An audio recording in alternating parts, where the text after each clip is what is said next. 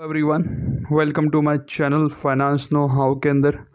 और इस वीडियो में हम लोग डिस्कस करेंगे जो करंट अकाउंट होता है उसके अंदर जो कैश डिपॉजिट और कैश विड्रॉवल हम कितना करवाएं या कितना निकालें ताकि हम इनकम टैक्स के रडार में ना आए। ठीक है, तो यहाँ पर हम 3 पॉइंट डिस्कस करेंगे।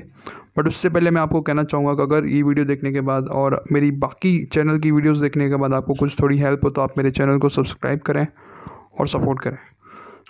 हम यहाँ पे 3 पॉइंट डिस्कस करेंगे। जो पहला पॉइंट होगा, हम कितना कैश डिपॉजिट और कितना कैश विड्रॉ करवाएं जिससे हम इनकम टैक्स के रडार में ना आए। सेकंड जो चीज़ डिस्कस करेंगे उसमें बैंक ट्रांजैक्शन चार्जेस और कितना TDS कटेगा अगर हम इस लिमिट से ज़्यादा कैश विड्रॉ या कैश डिपॉजिट करवाएंगे। और थर्ड जो है उसके अंदर अभी एक नया रूल आया है कि आपका जो इनकम टैक्स का रिटर्न का टर्नओवर है वो GST के टर्नओवर से मैच होगा। ठीक है, तो क्या क्या सीन रहेगा वो देखेंगे। सबसे पहले इनकम टैक्स रिपोर्टिंग।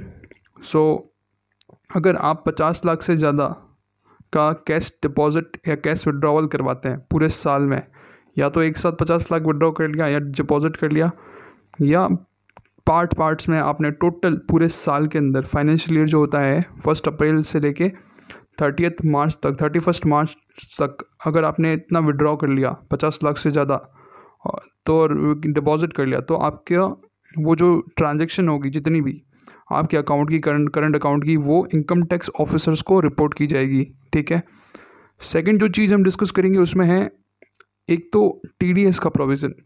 अगर आप पूरे साल में 20 लाख से ज़्यादा कैश विड्रॉवल करते हैं तो और आप इनकम टैक्स रिटर्न फाइल नहीं करते तो उस केस में आपके ऊपर TDS कटेगा। जो भी 20 लाख से अब वो आप जितना अमाउंट विड्रॉ करोगे उसके ऊपर 2% का TDS कट जाएगा और बैंक आपको वो TDS काट के ही पैसा देगी। सपोज़ आप 20 लाख से ऊपर कैश विड्रॉ कर लिया और अगर 1 लाख रुपये और विड्रॉ कर ले हो तो बैंक आपको सिर्फ 98,000 रुपीज़ देगी, 2,000 रुपये का TDS पहले से ही काट देगी। ठीक है, तो इस चीज़ का ध्यान रखना है। फिर एक है bank started charges on cash deposit. अभी डिफरेंट बैंक्स हैं, उन्होंने डिफरेंट चार्जेस कैश डिपॉजिट पे डिफरेंट चार्जेस लगा दिए हैं। सपोज़ कोटक महिंद्रा बैंक है, उन्होंने अगर आप एक कैटेगरी है करंट अकाउंट का उसके अंदर अगर आपने 2 लाख रुपए से ज़्यादा जमा करवाएं तो वो वहाँ पे एक परसेंटेज है, स्पेसिफाइड परसेंटेज का आपके ऊपर TDS काटेगी, चार्जेस काटेगी, बैंक चार्जेस। ठीक है, तो वो बैंक चार्जेस अगर हाई हुई तो भी वो इनकम टैक्स को रिपोर्ट करेगी। ठीक है, तो इस चीज़ का ध्यान रखना है। थर्ड, आपका जो इनकम टैक्स का रिटर्न है उसके अंदर आप टर्नओवर दिखाते हो और आपका जो GST का टर्नओवर है वो भी आप टर्नओवर दिखा रहे हो।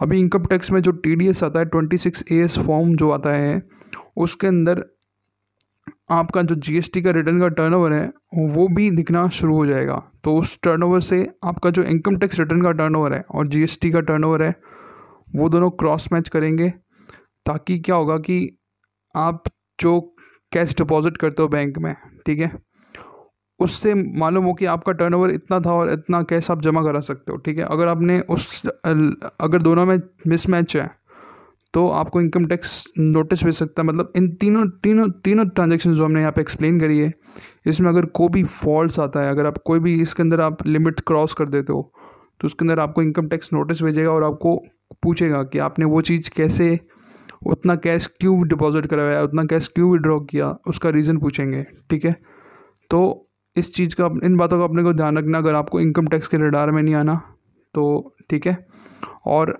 बस अगर आपको उसके लिए प्रिपेयर रहना है। ठीक है, thank you so much for watching this video.